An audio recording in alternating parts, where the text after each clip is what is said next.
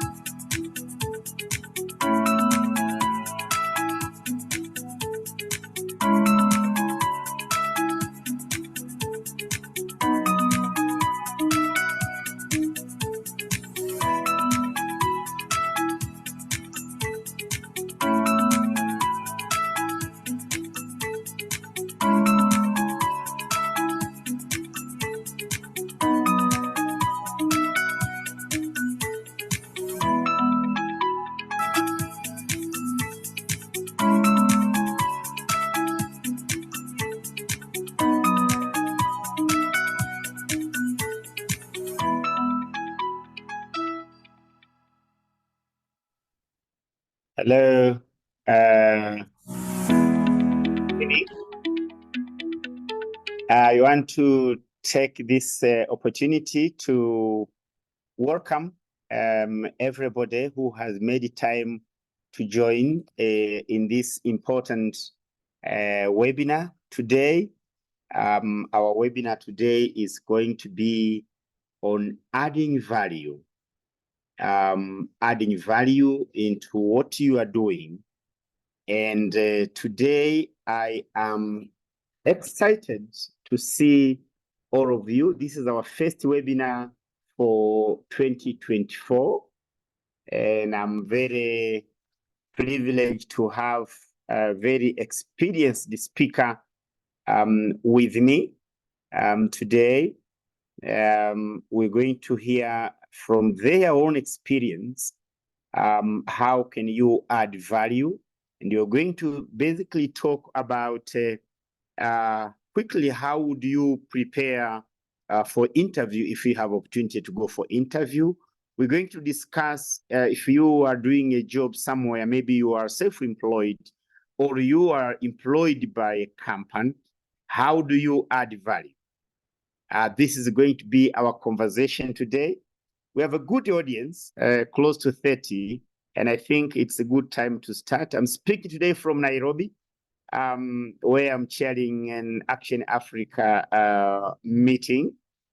And I wish to quickly go to my speaker so we can start. Adding value is basically exceeding the expectations that people have for you, going above what they expect. This is the discussion that we have today. And I think it's very interesting to all of us. How do you become more than what you expected to be? Our speaker today, I'm going to quickly introduce our speakers and I'll go one by one, but I'll quickly introduce them all. Our main speaker today is going to be Dr. John Kalage. I have known him, I think, for over 10, 15 years, I think. And finally, he agreed to share his wisdom and insight into this very important discussion. And two panelists, very distinguished panelists. The first panelist is going to be Madame Christine Marona. Christine Marona is my good friend for, I think, about 15 years or so. She's both a development public health practitioner, but also a lecturer at Boston University. And a third panelist is going to be Dr. Zablon Mtongo. He has a very long experience, close to 30 years of lecturing and also development work and leadership and management. And I'm very excited to learn together with you. May I take this opportunity to welcome all of you into BHILI High Impact Leadership Institute, the institute that gives insights and tools to make your leadership of high impact in your career. Without a further ado, may I welcome John Kalage to start his presentation. So you're going to make a presentation for roughly 20 minutes, and then the panelists will have 10 minutes, and then we'll open discussion for audience who have questions and answers. Dr. John Kalage, the floor is now yours.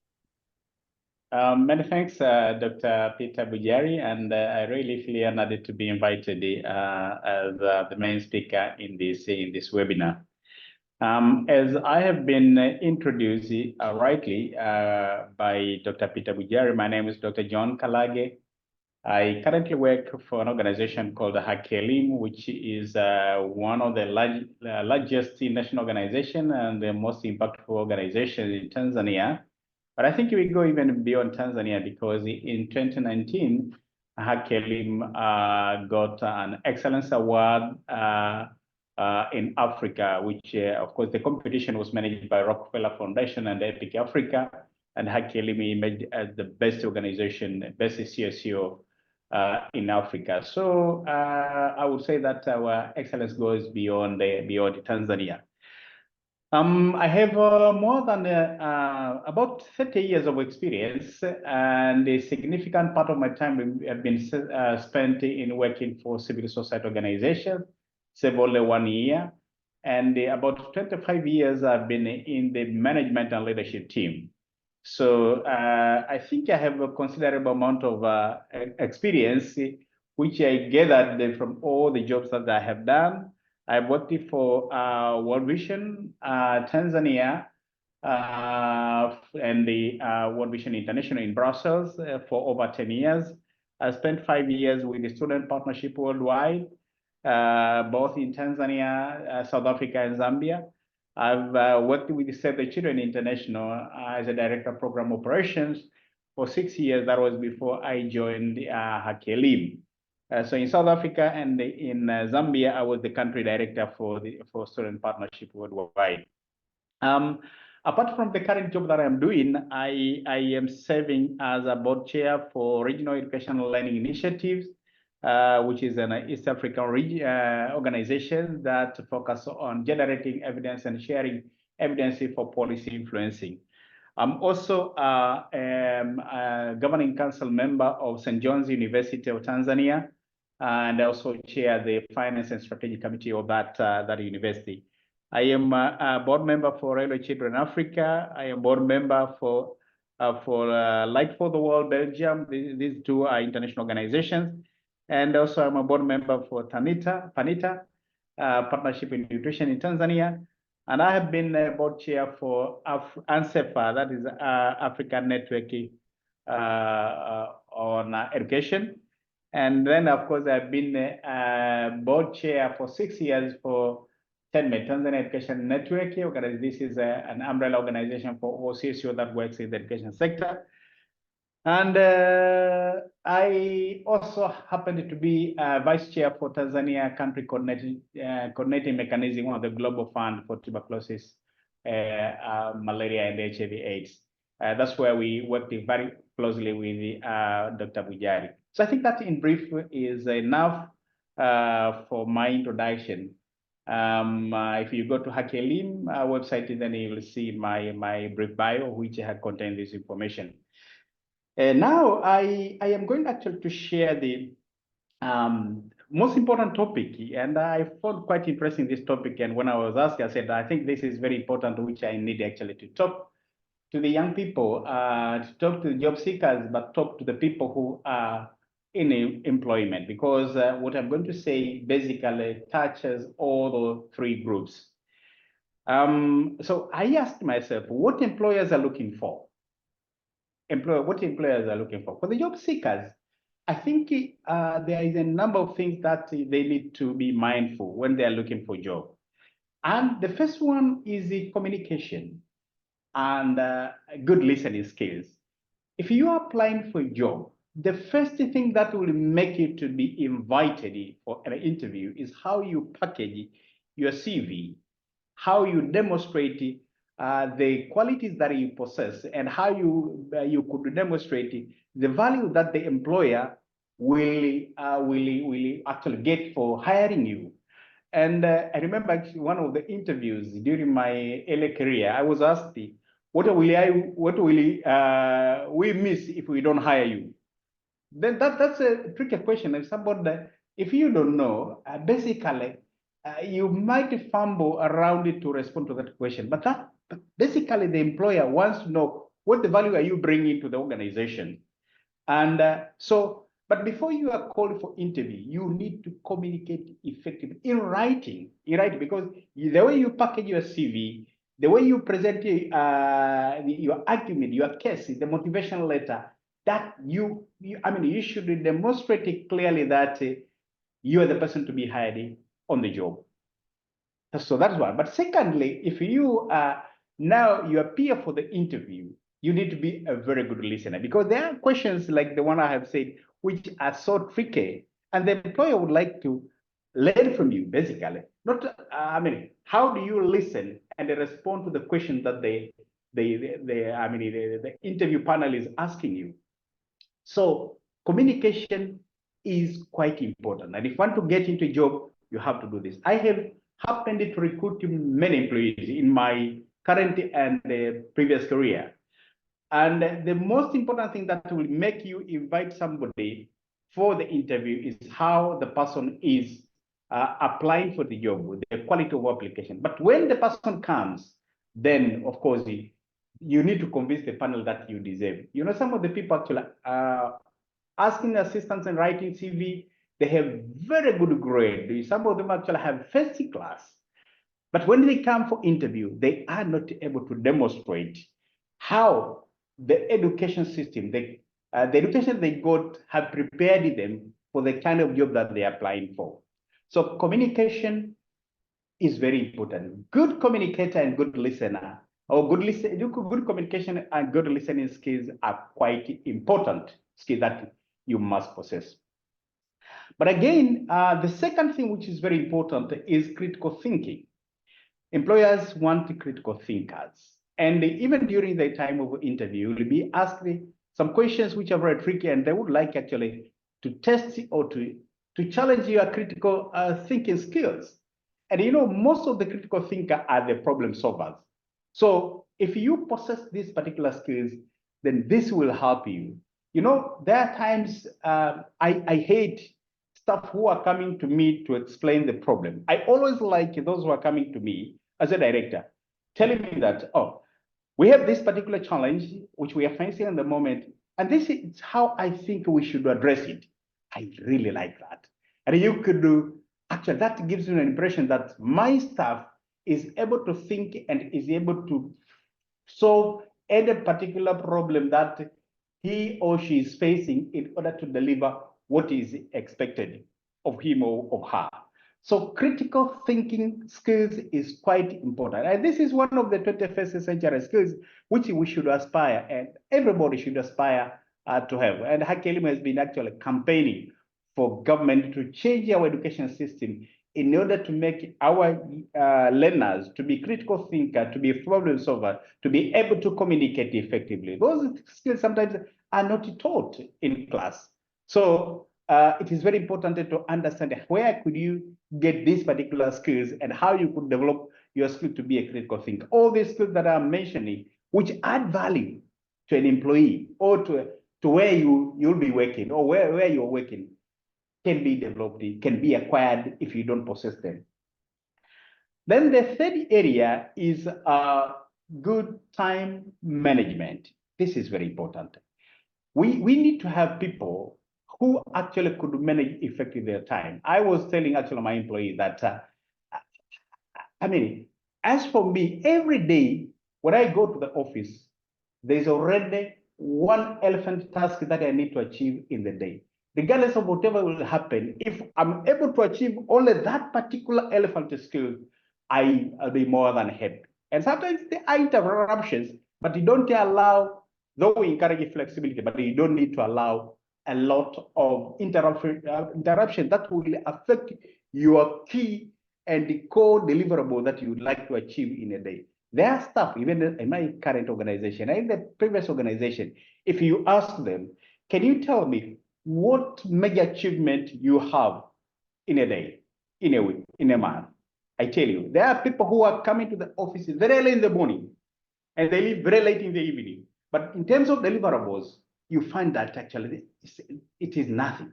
They produce nothing. And those are the ones, if you are in a crisis, if you want to make redundancy, you first look at the people who are not productive. You know, the private sector are looking at maximizing profit. The NGO sector or service organization, they are looking for achieving impact. So if you are not contributing towards achieving impact that the organization desire, the employer will feel that you are not adding any value to the organization. And if it comes a time that it needed to retrench people, you'll be the first to be retrenched. You need to make your employer find it quite difficult, even if you don't have, the employer doesn't have enough resources, but it will be quite difficult to take you out because they will miss the value that you are adding to the organization. Then the fourth aspect is the reliability and dependability. You need to create a situation in your job that the employer can trust you. You are a dependable employee. And I can give you one example. There was a time when, and this was a time when I was working as a director with the children. We had one of the employees who got a job with another organization. When that particular employee told us that he was about to leave, then we had to invite him for a negotiation discussion. And I did a research on where he's going and the amount of salary that is going to be paid. You know what we did? We added his salary over and above what he was going to get in the new job. And then when they had that, the current employer has decided to add salary in order to retain that particular staff, then they decided to increase the salary. And then he came to me and presented the letter that, you know, I showed you this, but they have decided to add the additional amount in order and other incentive in order to make me to join the organization. Then we met as a leadership team and they said, no, we cannot afford letting this young man to go. And then we had to increase the amount until he decided now to give us a year.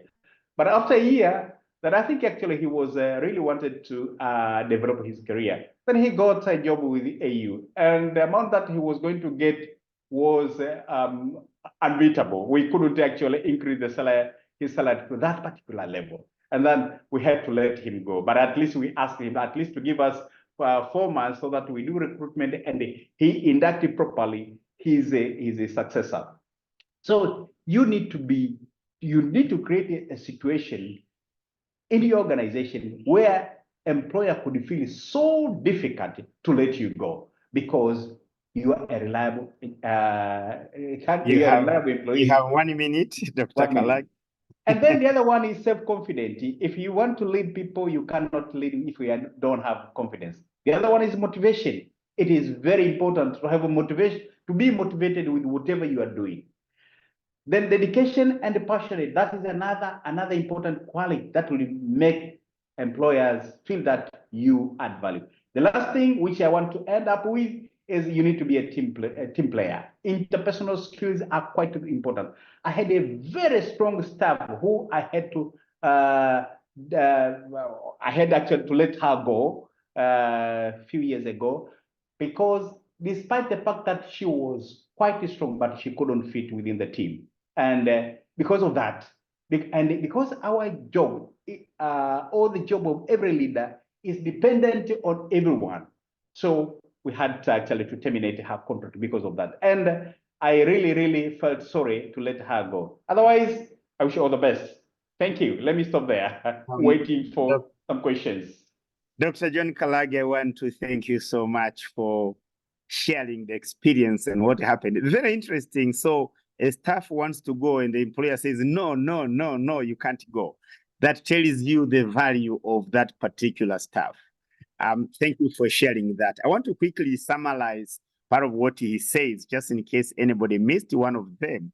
He talks about communication. He talks about listening. He talks about critical thinking. He talks about problem solver. He talks about being reliable and dependable. He talks about self-confidence. He talks about being self-motivated and dedicated. And finally, he talks about being a team player.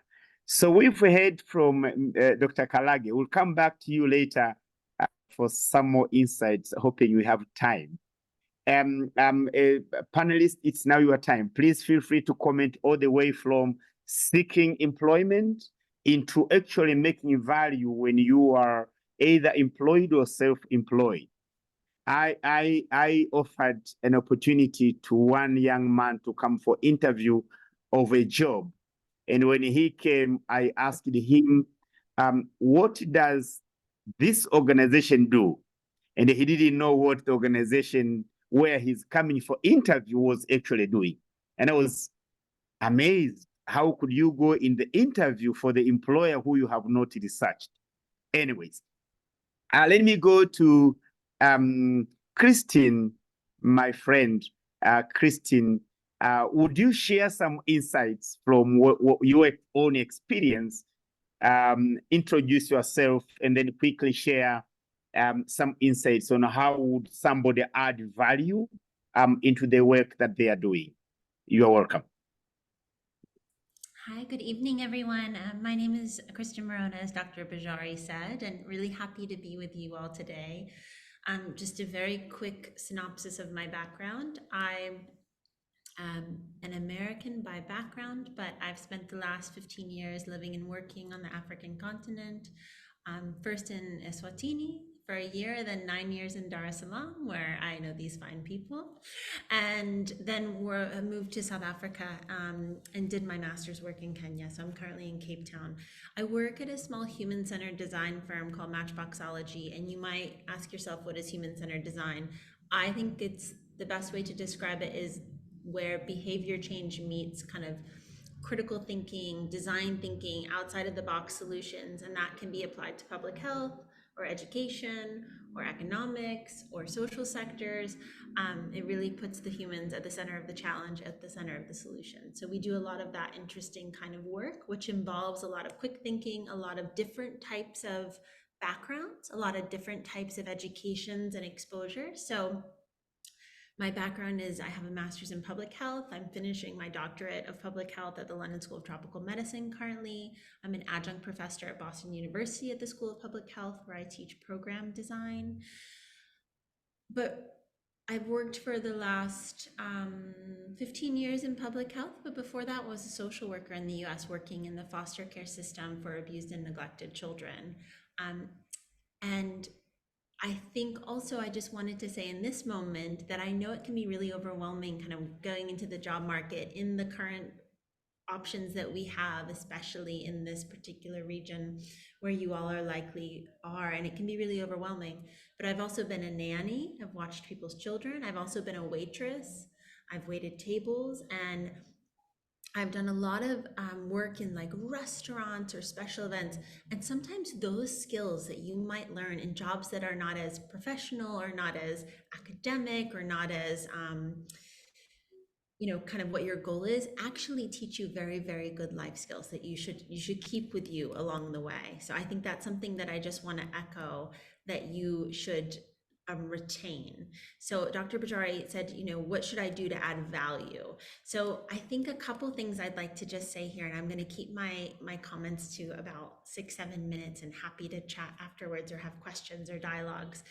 But I think the first thing is you have to know what you do best. So if you're in a job, it's really good that you know who you are and your skills and what you're good at and what you're maybe not so good at. So what are your strengths and what are your weaknesses? You can do things like, I really like personality tests like Myers-Briggs or these types of tests. They're free and they're online, and you can kind of understand like what your competencies are in a technical sense, and also like within critical thinking, within problem solving, where's your confidence? Where are you not quite confident enough? And that also says where you can add value in your job when you're looking at different challenges that might be in your organization and where you can really help focus. So sort of really knowing yourself and who you are and where you want to go, and asking yourself some of those hard conversations. So I think it's always important that you meet and exceed expectations. So what are your core job responsibilities? Like, what is in your job description? And ensuring that you're meeting those and going above, and how can you be most helpful? A lot of us work in organizations that are resource strapped. We don't have enough people to do all the things. So really being clear about what you can offer, being creative about how you can get there, and thinking kind of ahead, I think is always a really good skill to sort of in life, but also applicable to these things. So being able to identify, thirdly, and solve problems. So thinking about the most significant challenges, like maybe you see your manager facing or your director facing, figuring out what the cause of it is, and are there action steps that you can help take to eliminate that? Like, what can you do to kind of work toward the wider goal? I always say, like with any organization that I've been with, whether it's a big organization like a Palladium or a small one like Matchboxology, or when I was a social worker, which was very resource strapped, like you have to act like it's your own, operate as if it's your own. Like, this is how I would want to have my company be treated or my organization be treated, and you'll then, with that mindset, proceed with a lot of integrity in how you then decide to do those action steps. Fourthly, I would encourage you to really focus on results. So ideas are great, but what matters is getting it over the line. So don't be perfect, be the enemy of good. So really just not getting bogged down and being overwhelmed or a little intimidated by things, asking questions. There are no silly or stupid questions, and really being inquisitive and curious about how you can help contribute, I think is always very much appreciated by any of that senior leadership or management you might be working with. The fifth thing is work to improve the bottom line. So you might see that there's some really great lofty goals in your organization and some things to do really well, but perhaps you know that like the funding is not coming through, or there's a delay in this, and like how can you help with that kind of bottom line, that thing that's gonna we need to have for all of us to function? How can you help contribute to being more efficient or doing something a little bit better, or how can we be creative about that? I think, you know, when I see team members being really thoughtful about things that they know that the senior level of management or the directors are stressed about, that shows that we're all a team. And I think that that is a really great way to be show leadership within your organization and acknowledge the other stressors that come with balancing all that. I think you can always improve your technical and interpersonal skills. So thinking about other educational opportunities outside of work. You know, I know so many people that are doing masters at night, that are, you know, studying on the weekends, but even things like listening to a podcast, reading a book on this topic or that topic or leadership, something that is completely outside of your realm of your expertise, running a marathon, showing yourself discipline and understanding like what it takes to get there and the structure. These things actually have a very interesting cross-reference into making you be a better team player and employee and all those things. So having those interests and curiosity outside of work teaches you skills in empathy, teaches you skills in how to be inquisitive, and keeping your brain really active and engaged all the time so that you can have those critical thinking responses and you are like switched on and excited about things. So really taking those initiatives outside of work and seeing how it can help you think better. It sounds like a really silly example, but I'm a very a big runner, and so for me, running clears my mind. It allows me to think better. So really, if you're at a place in this job where you're just not feeling maybe appreciated or seen, you know, finding ways to clear your mind and having a very linear thought process about how you're going to get there. And just two more things, and then I'll pause. But taking initiative. So, you know, volunteer to do things, like be proactive, ask how I can help, take, you know, put your hand up. I think we're, you know, always looking for those confident young people out there that really want to learn and are excited to do things. And I think you'll find you'll be told yes more times than you're told no. And I know it can be a little bit scary and intimidating, but that initiative really shows leadership, and it really shows that you are willing to kind of be a team player and work together and etc. And the last thing is make sure you're focused in reflection on your reputation. So, you know, you want to be trustworthy and competent and friendly and make like an appropriate image to the reflection that you want to, the character traits that you want to relay. So think about that, you know, inside and outside of work, and you know, where you how you behave in those settings and informal settings and social settings is actually really important for these sorts of things. It may not seem so, and may seem that they're separate, but we're all interconnected, right? And we're all within communities. And I think that's a really important thing to continue to think about within that. So I'll pause there and turn it back over. Thank you for the opportunity to chat. Yeah. So thank you, Kristen, for sharing you know, those insights. So I'm looking at your wall. I think it's the board. It says, is it simple enough? Just at your back. Is it simple enough? Let's move forward. But I wanted to quickly reflect on what Christine says. I think very powerful points. I think for somebody who wants to learn and add value.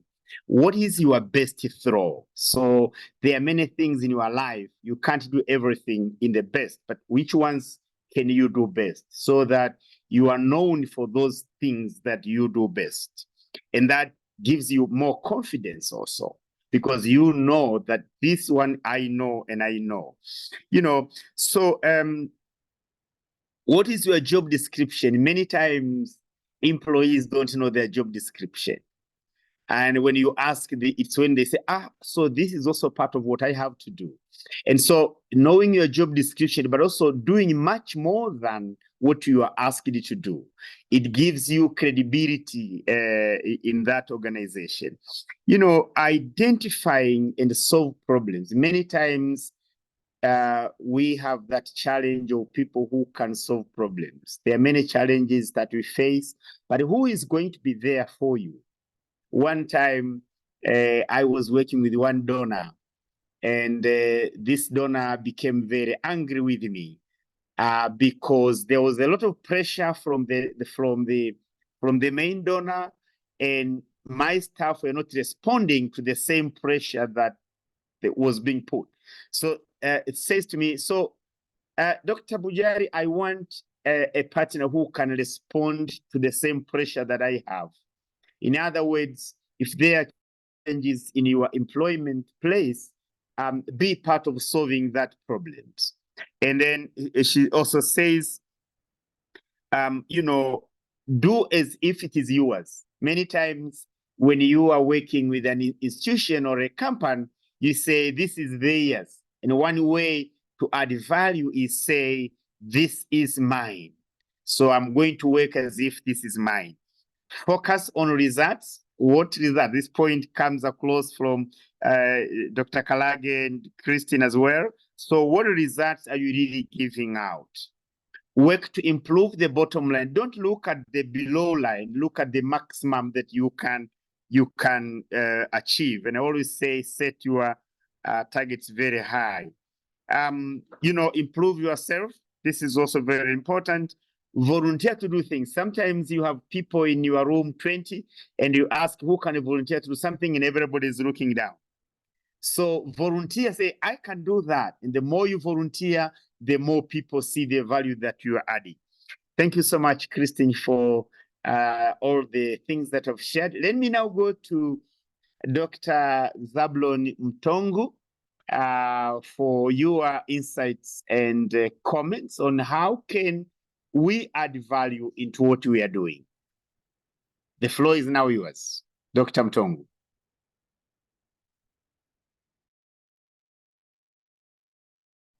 Thank you, Dr. Bujari. I am privileged to share this platform with my seasoned friends there, and I'm very, very happy. My photo looks a bit dark. I don't know whether people can see me well, but I'll continue. So I'll just do a brief introduction, though I've also been introduced. Dr. Bujari introduced me very well by saying that I have over 30 years of working experience with different organizations. What he didn't mention are the specific. I worked with the church for 11 years, government for 2 years. I worked with middle level colleges for about 8 years. And the place where I have been for many, many years now, going to 19, is university teaching over 19 years, specifically one university 19 years. And before then, I had done about 5 in other smaller universities, as they are called. But I don't want to dwell on that, because what is very, very important is the contributions I have made in the society. I listened to Dr. John Karage, and he talked about the many boards he is in. I may not exhaust the list, but let me cite just one international board, Open Doors International, which has a board membership of only nine members in the whole world. I have been a board member for the last 8.5 years there. And other very many local boards in Kenya and in Africa. So I've shared wide experience from those bonds and working with different people from different continents. One of my areas which I want to comment on, because most of the areas have been touched on, I want to comment on myself as a human resource to the organization and what makes me to add value to that organization.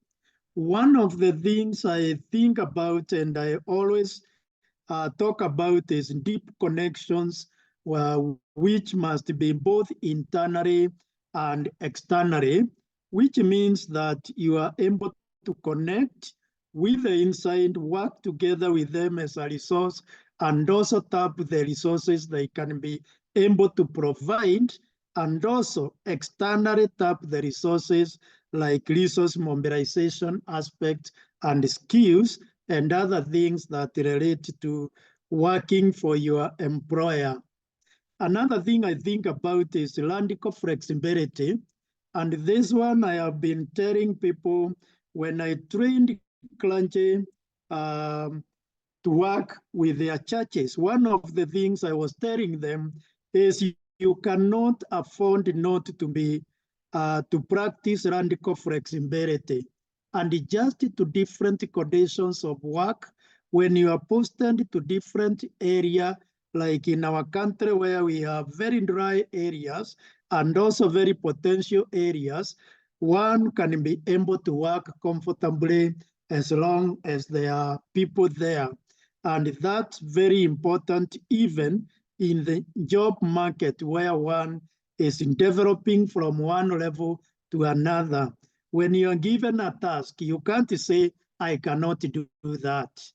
You are supposed to practice that flexibility where you are able to develop yourself to match the task assigned to you. And that takes me to my next point, which is personal growth.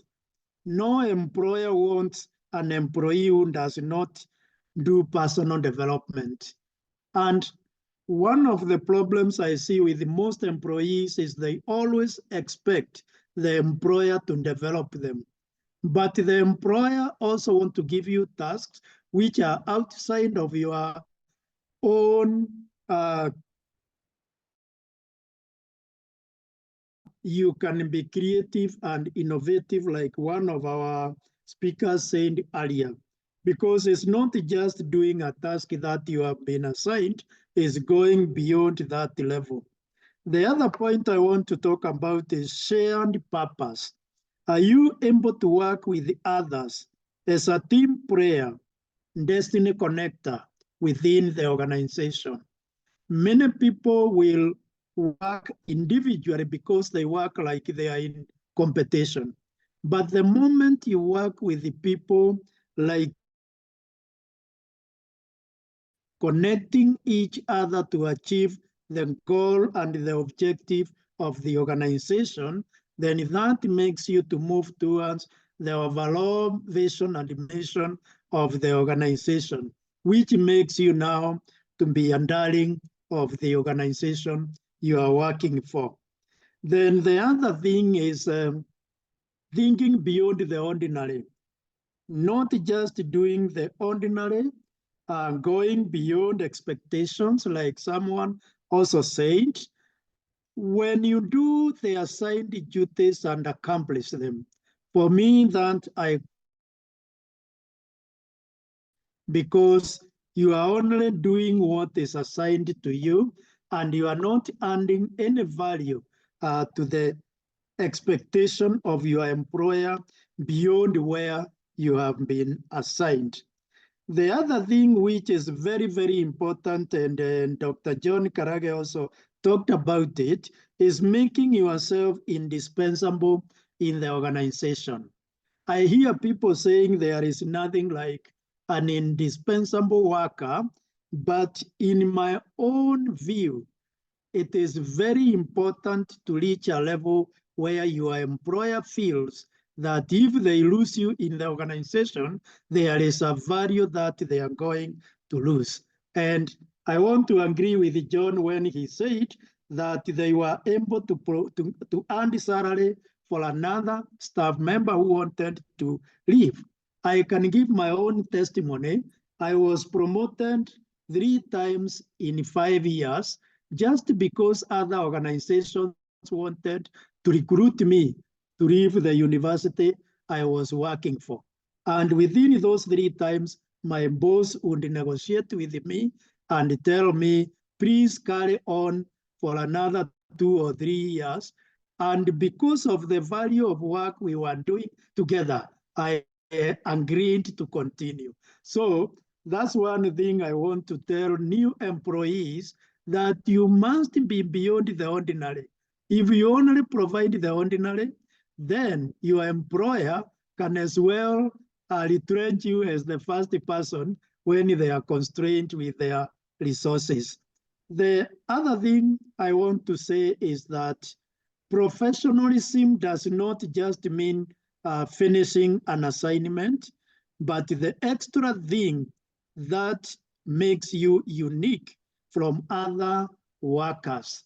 Is there anything that makes you unique with from another worker? Or like John said, when one time I went for an interview, and after the interview, I was asked, do you have a question? And then I said, yes, Chair, I have a question because I want to know whether, apart from teaching, is there anything else that would make you to need me to join this organization? And they started telling each other, please answer that, please answer that.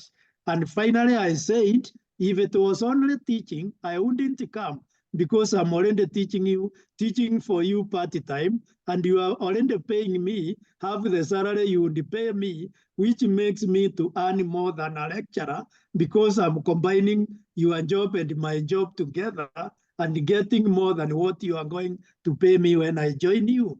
So that made them to think above the ordinary level of the interview. And I think that has carried me for those many, many years. I don't want to repeat other things like reliability and dependability, and also integrity, which must not be compromised at whatever level you are working. Thank you so much, Dr. Bujari. Oh, wonderful. So can I tell you guys the secret why I did put Dr. Mtongu last? Is because he has wealth experience, and I knew he would still have more new points even when he comes last. Thank you for all the insights that you have shared. I want to quickly touch base on one thing. We're running short of time, so that I can open up for question and answers. One thing that I wanted to quickly summarize from Dr. Mtongu's presentation is this one. Is there any extra thing that makes you unique from other staff? Do you have something that makes you unique from the rest of the team? If you are 5 or 10 or 20 or 30 or 50 or 100, do you have something that makes you unique from other employees? If you are offering the same as others are offering, then anybody else can do that. So can you aspire to have something unique that somebody else doesn't have, and that the value that you are adding to the employment? Thank you very much. We're doing very good, very well. I wish to open up for Q&A. Audience, you can ask question in general. You can target a question to Dr. Kalage, Dr. Christine, Dr. Mtongu, any of them, or you can ask a general question.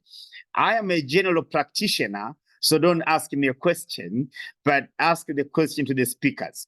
Okay, so the floor is now yours. The floor is now yours. Please raise up your hand, and I'll be very glad to give you the floor to ask your question.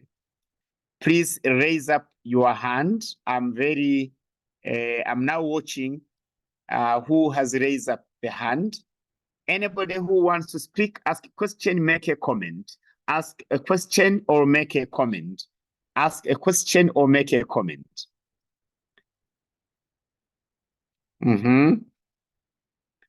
Okay, I can see nobody. So now I'm going to be free. Yes. Just to speak. Just to speak. Okay, Yes, just to speak. Yes, I would like to ask whether these leadership styles would apply in virtual project management, and if they do apply, what would you recommend as the best style for a virtual project manager? This is to Dr. Jadron Bundi. Virtual project management, would these still apply? I think Yes. that question is registered. So let me get, I'll see 3-5 questions, and then we can respond to those. So that's question number 1. Question number 2, how do you manage a team leader who is inferior over his how do you manage a team leader who is inferior over his or her team? Okay, so yeah, you'll get some insights. Anybody else who wants to speak? This is the second question. Please just unmute and speak. Third question, how do you stay motivated and engaged in your work in order to consistently add value? How do you stay motivated and engaged in order to add value to your work? Yes, 3 questions, 2 more questions, please. 2 more questions, please, and then you will go to responding. You can just unmute and speak, or you can type your question in the chat if you are shy to speak. I encourage you to speak, not to write, but if you can write, it's also okay. Any third question? Oh, no question. All right. So let me go to my speakers again. So question number 1, how does these tips that you have given apply when you are doing a virtual management, distance management of the project? Question number 2, how do you manage a manager who is inferior to his or her team? Question number 3, how do you stay motivated and engaged in your work in order to consistently add value? May I go to my speakers now? Who wants to start? I'm more than happy to start. Yes, Dr. Kalage. You are most welcome. Thank you. Thank you very much. The kind of skills that I have alluded to, which also have been complemented by my colleagues, can apply anywhere. Like, for instance, if you are you're managing a project, or there is a virtual project management which you are involved in, then issue of communication is very important, because most of the time will be needed to communicate effectively about the project. So it doesn't matter whether it is a physical project or virtual project. The issue of critical thinking, there are problems that are happening within that particular project, and having critical thinking skills and problem solving skills is quite important. And also time management. Every project actually has a time frame. No, I've never experienced any project in which you don't have a time frame to implement what you want to achieve. You have to have a target set for a certain period of time, which you can confidently say that by this time we should achieve the result. So that is also quite important. And also the rest is confidence, motivation. I think is very important. Dedication and passion to what you are doing are also quite important. So all these kind of skills that I have mentioned, or qualities that we need for a good employer, which could add value to employer or to an employee, then they apply both virtually and also in a physical space. And then the other question, which is on the how do you manage a team leader who is inferior to to his or her team? I think actually that normally happens. You might find that you are living in a team where you are led by somebody who doesn't have the kind of quality that you have, and most of the time you do even better than him. But that person is your leader. I think what I would advise is that you need to respect him. You need to advise him respectively, or her respectively. And of course, you need also to show him that actually, or her, that you can support him to do the job and make sure that the team is achieving the set target. And when the team leader find that actually you are respecting him or her, despite of the deficiencies that he has or she has, you'll always put you as a leader. I will give you space to lead the team. But in this particular task, I would like John actually to take a lead role in this particular space. But he said that actually you can do the job better than him. But if you don't respect it, then you start inviting fighting between you and the leader. I would probably leave my colleagues to respond to the rest. I can come back later. Thank you, Mr. Kalage. Christine, what insights would you give? And as you respond, please also respond to this. So a question to Miss Christine and Dr. John, how do you prioritize competing opportunities to ensure that efforts are focused on the areas with the highest potential for value creation? Okay, yeah. The floor is now yours. Thank you. For the first question, for the virtual piece, I think that's really hard. You know, we've learned a lot of lessons from COVID. We've learned a lot of lessons of how to work better virtually. But I think at the crux of it, there's a lot of trust there. So there has to be a trust between the manager and the employee, and also that communication is fluid, and that they're delivering and that you're communicating well together, even if it's virtually. And that can be really challenging. You know, if you don't have a manager that speaks well, you know, like communicates well, or doesn't give you the amount of time that you need. But also I think you can be inquisitive and curious and proactive in those ways, which can be really a great working relationship and be really helpful. The third question that was asked, I think, you know, one of my best lessons is just to be insanely curious. So whether, you know, whatever job you're in, like you ask a lot of questions about how that works, you're super helpful. I remember when I left social work and I was like a little bit senior, and then I started in a new field of public health, and I was the most junior person in the room. And I asked a lot of questions. I tried to be really helpful. And I just thought to myself, let me become a mini expert in all these things. And I think if you have that attitude, then you will eventually, you know, rise and kind of maybe get the recognition that you so deserve, but also to be curious and helpful and empathetic, and where we can kind of excel. And I just always say this on like leadership calls to all the ladies on the call, women tend to apologize too much for things that are outside of their control. So that is not being helpful and curious to a point where you apologize for things outside of your control. That is holding a boundary to be helpful, curious, and learn within that. I think it's really important. I'll pause there for my other colleagues to answer. Thank you so much. Thank you so much. Dr. Mtongu, do we give some... John and Christine. Yeah, you have done very well to answer the questions. I'll just add a few comments. Like the first one on virtual project management, I would add that as the leader of the project, you can also do what is called model leadership, so that you are able to show outcome, you become outcome oriented, share your results as you ask for reports, so that those whom you are leading will be able to work with you and know also you are monitoring what they are doing, even though you are not seated together. So I would want to answer like that, so that you are doing a common thing together, but they also see you are working, not just asking for reports from them.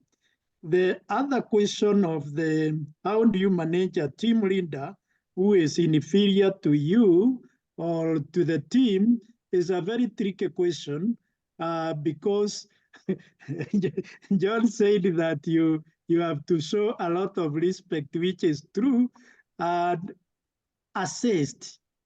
But some of the team leaders, when they are inferior, the more you assist, the more they feel threatened, because now they feel like you are taking over their job, and it becomes like a competing task, and it can be dangerous also to you as the one assisting.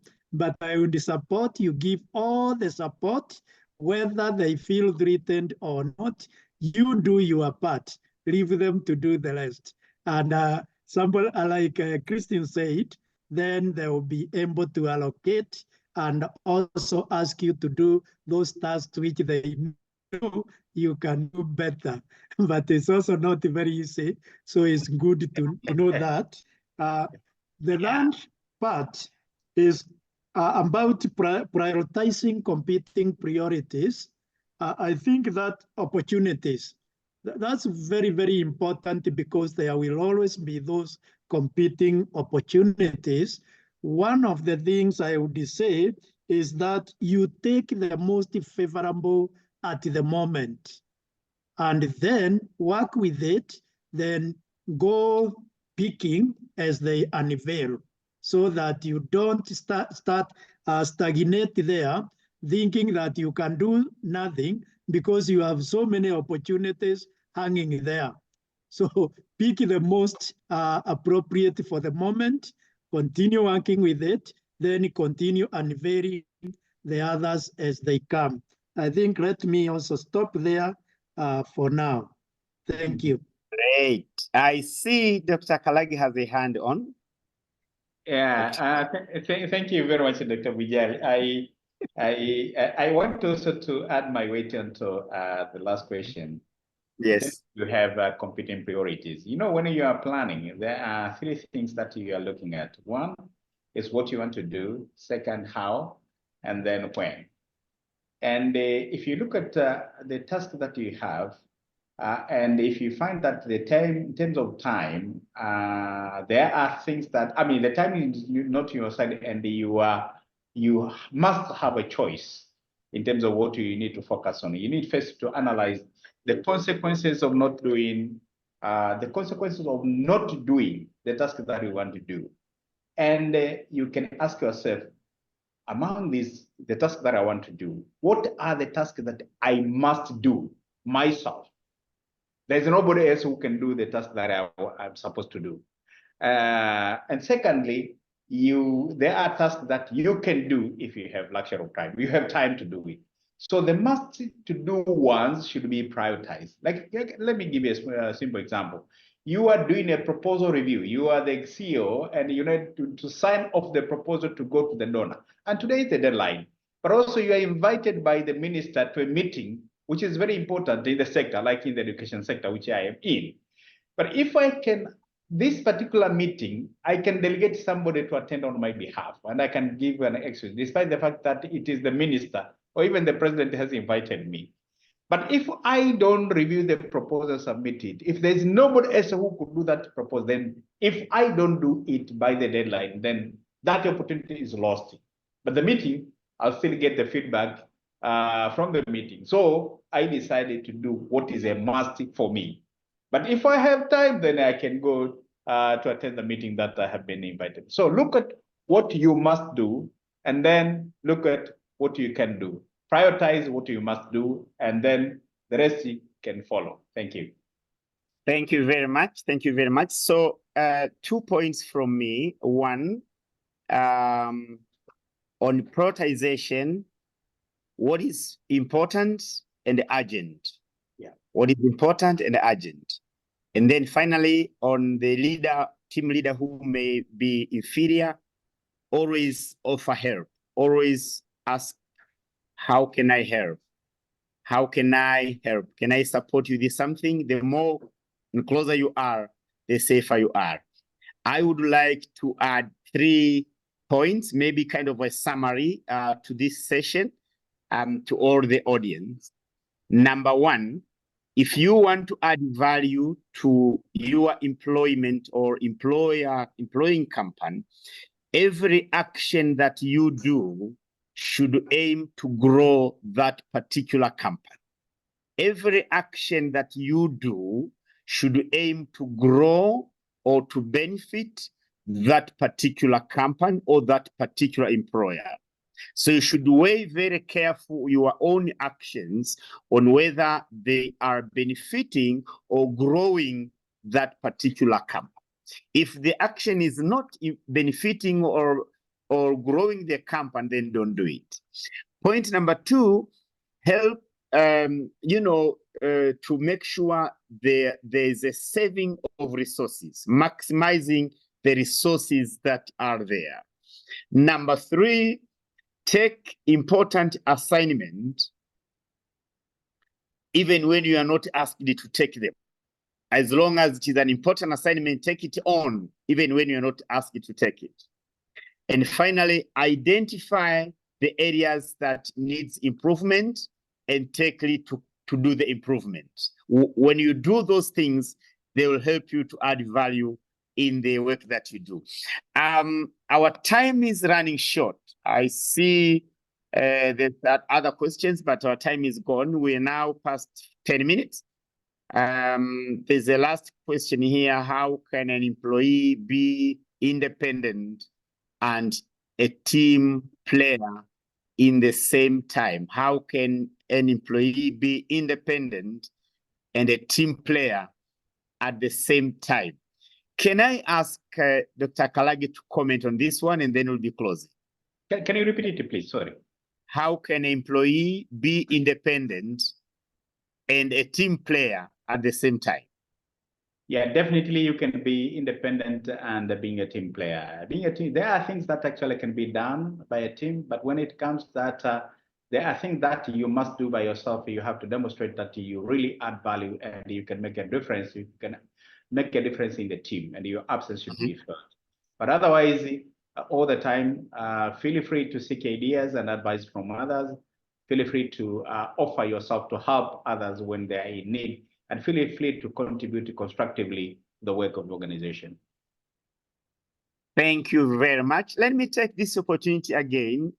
So Dr. Agi just say, any final point from Christine, from Mtongu, from John, any final point that you want to say?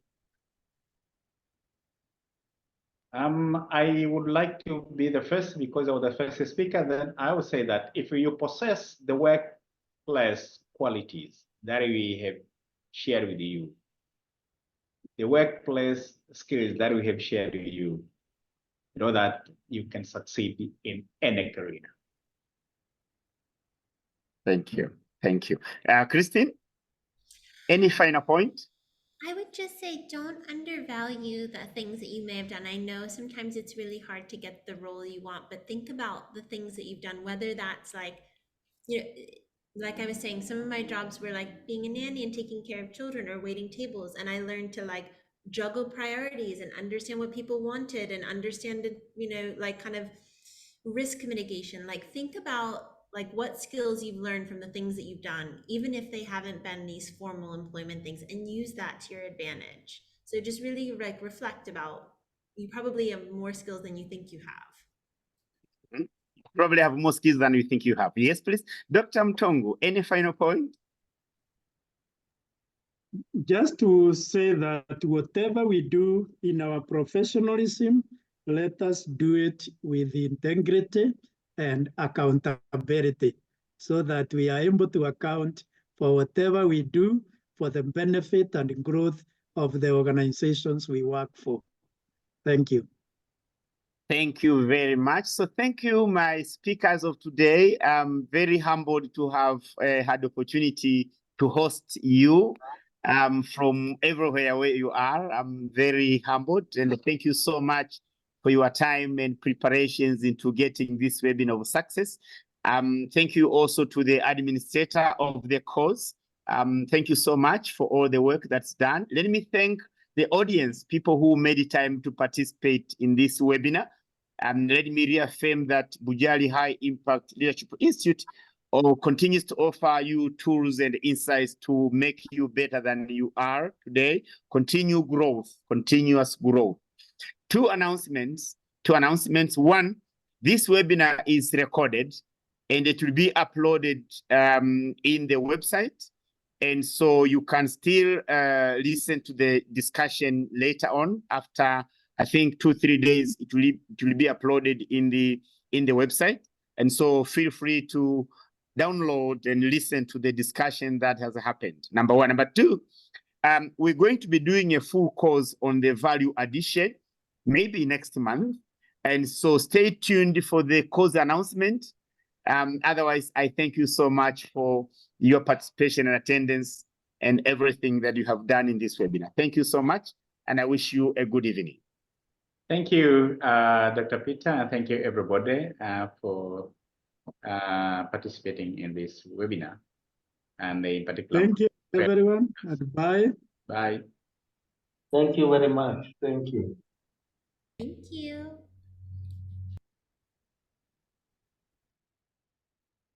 Thank you.